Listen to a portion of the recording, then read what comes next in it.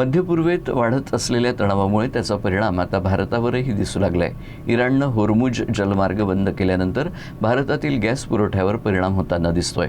या पार्श्वभूमीवर केंद्र सरकारनं आवश्यक वस्तू अधिनियम 1995 अंतर्गत कठोर पावलं उचलत देशभरात कमर्शियल गॅसच्या पुरवठ्यावर तात्पुरती बंदी लावली आहे। या निर्णयाचा थेट परिणाम नागपूर शहरातील हॉटेल व्यवसायावर झालाय। गॅसचा मर्यादित पुरवठा होत असल्यामुळे हॉटेल व्यावसायिकांसमोर दैनंदिन व्यवसाय चालवणं देखील कठीण झालंय। या निर्णयामुळे शहरातील हॉटेल उद्योगावर नेमका किती परिणाम झाला आहे बघूया या संबंधीचा हा विशेष वृत्तांत। इजराइल और अमेरिका के हमले के बाद ईरान ने हॉर्मुज़ जो जल मार्ग था उस पर पूरी तरह प्रतिबंध लगा दिया है। इसके कारण भारत में गैस और जो कच्चा तेल का जो आयात होता था वो पूरी तरह ठप हो गया है। देश में गैस की एक तरह से किल्लत जो है वो या कमी जो है वो बढ़ रही है, जिसको देखते हुए केंद्र सरकार ने आवश्यक वस्तु अधिनियम 1995 को लागू कर दिया है, जिसके तहत जो कमर्शियल सिलेंडर है उसकी आपूर्ति पूरी तरह ठप हो गई है। इसका असर जो है नागपुर शहर में भी दिखाई दे रहा। हम मौजूद हैं एक रेस्टोरेंट पर, जहां आप देख सकते हैं कि आमतौर पर जहां पहले 4 सिलेंडर इस्तेमाल किए जाते थे, लेकिन सरकार के इस निर्णय के बाद अब होटल संचालकों को जो है 1 सिलेंडर से ही काम चलाना पड़ रहा है। जिस तरह की कमी देखी जा रही है, क्योंकि जिस रास्ते से ये भारत में गैस और जो तेल आते थे उसको पूरी तरह ईरान ने बंद कर दिया है, जिसके कारण जो देश में गैस की एक बड़ी कमी जो है वहाँ दिखाई दे रही है। हमारे साथ इस होटल के संचालक जो है वो मौजूद हैं, उनसे बातचीत करेंगे। सर, ये परिस्थिति जो है कमी आ गई है गैस को, इसको किस तरह देखते हैं, क्या कहेंगे?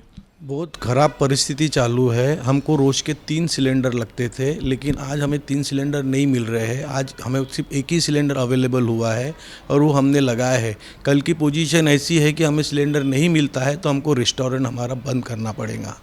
एक दिन में कितने सिलेंडर आप जो है इस्तेमाल हो जाते थे और वो सिलेंडर कितने दिन चलते? हमको एक दिन में 3 से 4 सिलेंडर लगते थे, लेकिन पोजीशन आज ऐसी है कि हमने 3 की डिमांड करे, लेकिन हमको आज एक ही सिलेंडर अवेलेबल हो पाया है। कितना असर पड़ेगा इन सब चीज़ों का, गैस नहीं मिलना, व्यवसाय पर इसका कितना असर पड़ेगा? इसी के साथ साथ किस तरह की परिस्थितियां जो है भविष्य में बन सकती हैं? देखिए, ऐसा है कि हमारा उदरनिर्वाही ये पूरे रेस्टोरेंट पे है और आज रेस्टोरेंट में हमको सिलेंडर नहीं मिला तो हमारा सिलेंडर के वजह से रेस्टोरेंट हमको बंद करना पड़ेगा। और ये मेरे ख्याल से पूरे देश में और नागपुर में और महाराष्ट्र में भी इसका असर पड़ेगा, क्योंकि होटलें हमको बंद करना पड़ेगा। आपने इसको लेकर किसी से बातचीत की है कि कब तक आपूर्ति हो पाएगी? आपकी जो जहाँ से आप सिलेंडर लेते हैं इसको लेकर कोई जानकारी आपको उपलब्ध कराई गई है? हाँ, वो बोलता है कि ये पूरे ऑल इंडिया में ही इसका असर है, हम कुछ नहीं कर पा रहे हैं। रेट भी बढ़ा दिए गए हैं, जो कम पैसे में हमें मिलता था सिलेंडर वो अभी ज़्यादा पैसे देना पड़ रहा है, और जितनी ज़रूरत है हमको उतना भी हमको अभी वो पूर्तता नहीं कर पा रहे हैं। अब सिलेंडर की कमी है, भाव बढ़ रहे हैं, तो कहीं ना कहीं जो आप चीज़ें अपने ग्राहकों को उपलब्ध कराते हैं उसके भाव पर भी इसका असर पड़ेगा। क्या विचार है कि कुछ उसके भाव की बढ़ोतरी आप?